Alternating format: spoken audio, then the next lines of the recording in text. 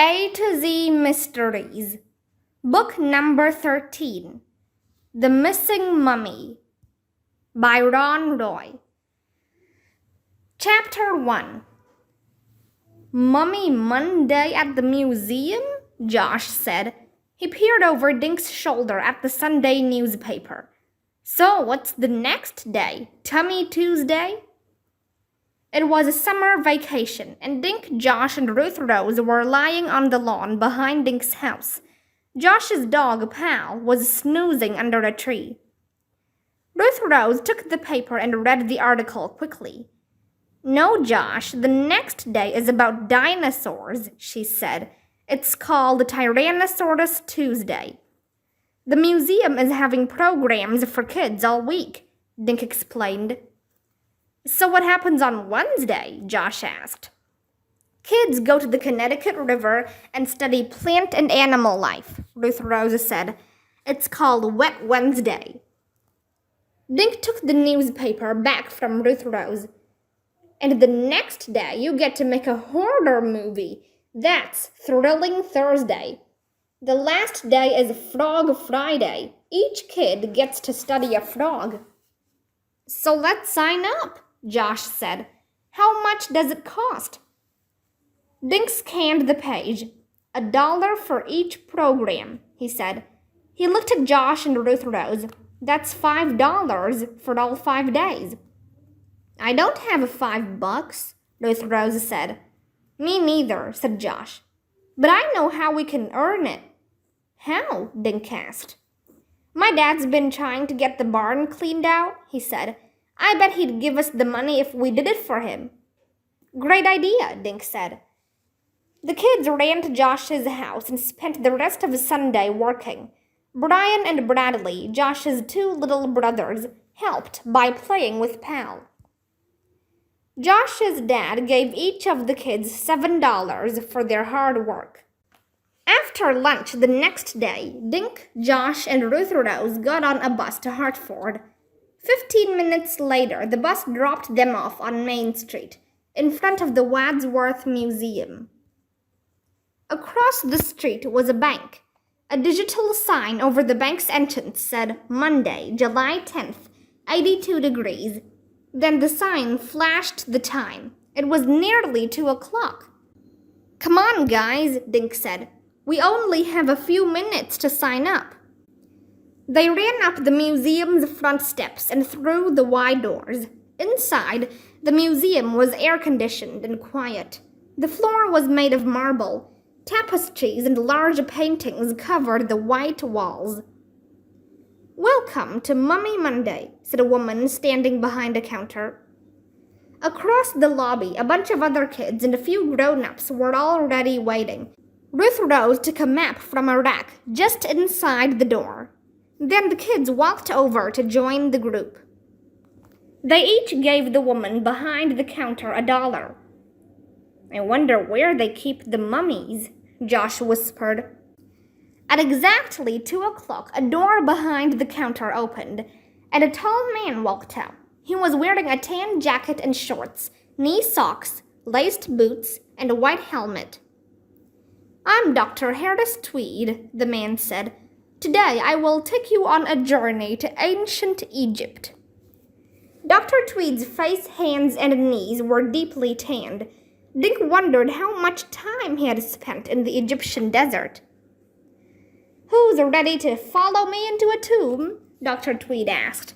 He smiled, showing big white teeth that made his tanned face even darker. We're going in a tomb? Josh muttered. I think I want my $1 back. Shh, Dink whispered. Dr. Tweed's eyes narrowed. If you're afraid of mummies, now's the time to speak up. Ugh, a girl with red hair said. Won't the mummies smell? Today you will learn precisely why mummies don't smell, said Dr. Tweed. Now please follow me to the tomb. They walked to an arch at the rear of the lobby. Through the arch was a room with rows of benches facing a blank stone wall. The wall was built of large flat rocks fitted closely together. Dink wondered how the museum people got those huge rocks inside. The tomb and the mummies are on the other side of this wall, Dr. Tweed said.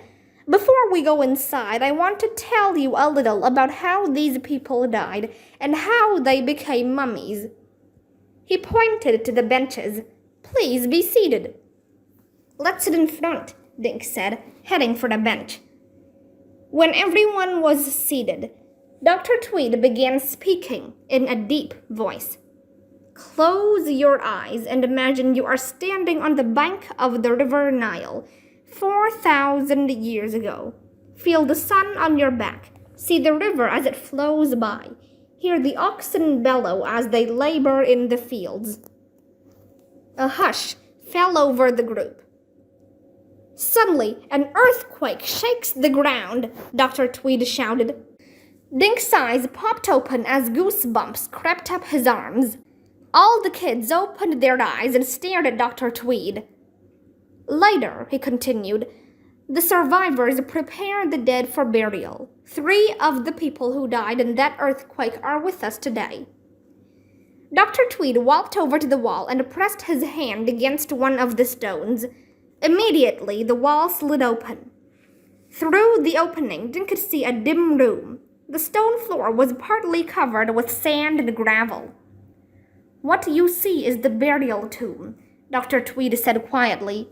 Come in, please, but speak only in whispers and touch nothing. This is so great, Ruth Rose whispered as they entered the tomb. The tomb was cold and Dink shivered. All the pots and farming tools were scattered around the floor. Strange-looking symbols were painted on the walls. Off to one side were 3 stone coffins. Chapter 2. One of the coffins was lying on a stone table. The other 2 were leaning upright against the walls to either side. Dink noticed that the coffin on the table was smaller than the other 2. You are standing in an actual Egyptian tomb, Dr. Tweed said in a hushed voice. It was brought here in pieces and then reconstructed. He pointed at the coffins. An ancient Egyptian coffin is called a sarcophagus. Each sarcophagus holds a mummy. In a moment, I will open the lids. But first, take a moment to appreciate the fine artwork. On each lid, jewels and gold had been used to create a mask. The faces look peaceful, almost happy, thought Dink.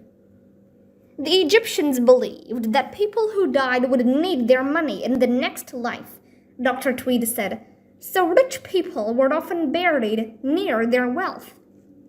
He pointed through an arch into another room. That is the treasure chamber, he said. You'll get a chance to look in there after we view the mummies. Ruth Rose raised her hand. How come one of the coffins is so small? She asked. Dr. Tweed walked over to the sarcophagus on the table. This sarcophagus contains a child mummy, he explained.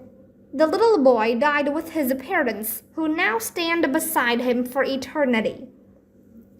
Dr. Tweed placed his hand on a standing sarcophagus. This is the boy's mother, he said. Using both hands, he swung the lid open.